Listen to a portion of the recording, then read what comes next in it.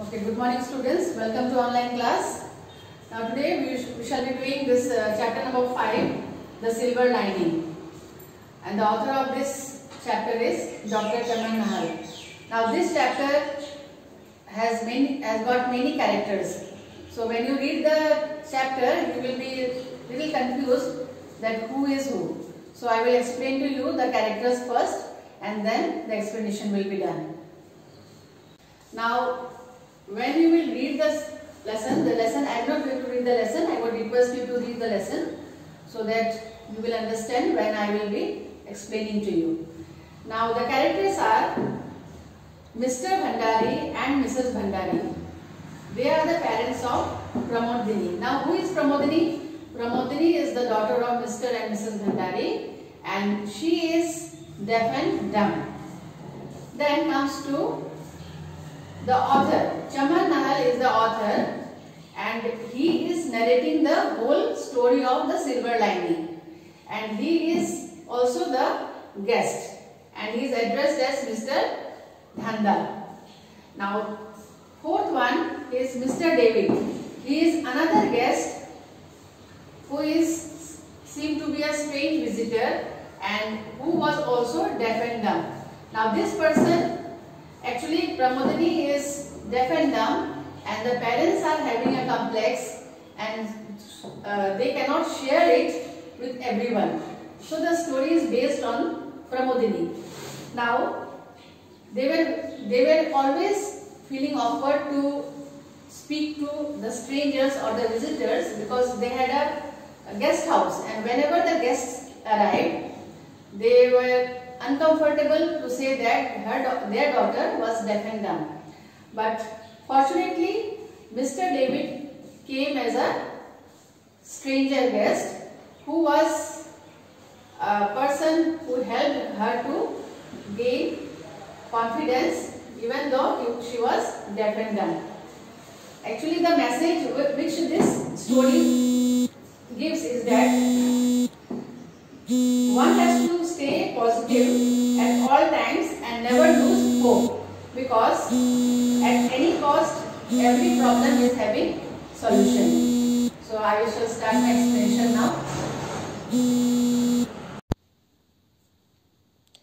The Silver Lining describes the story of a handicapped child and their parents' unhappy moments until a guest who is similarly handicapped brings a ray of hope into their child's life.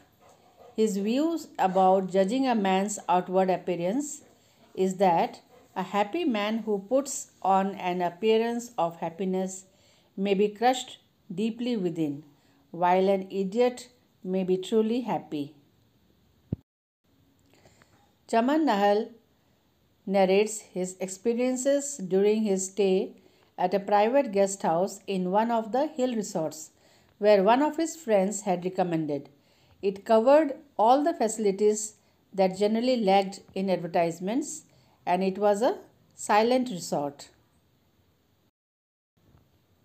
The hostess was Mrs. Bhandari from South, married to a North Indian, huge, dark, with bony limbs, and her complexion dark, yet she was a pleasant looking and kind. They had a daughter, Pramodini, about 8 years old, with a Chinese crop, dressed in jeans and high boots. She was the center of attraction to the author. On arriving at the resort, he was welcomed by the warm and friendly affection of Mrs. Bhandari. Pramodini remained aloof and a bit timid. Unaware of the child's disability, Chaman beckoned the child to him, at which she shook her head and dashed out of the room. That situation brought a painful look on the faces of the Bhandaris. The daughter's physically handicapped condition was explained to the author. Apparently, the parents faced such awkward moments every time a guest arrived, and the child, totally aghast while the situation was being explained. Her only means of communication was the gestures made with her hand. Chaman suggests the parents to inform every new guest in a typed letter sealed in an envelope.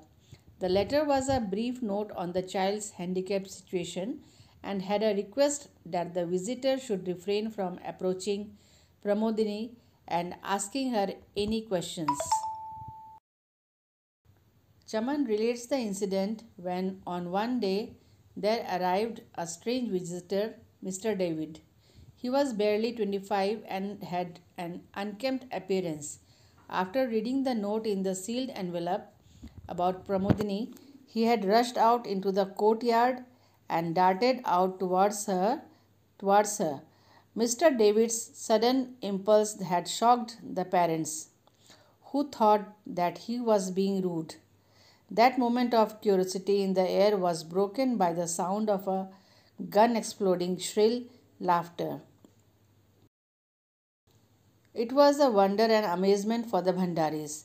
David was a youth who too was deaf and dumb, but sent abroad to an institute where he had learnt the skill of communication and had returned to India to open a school for the handicapped children.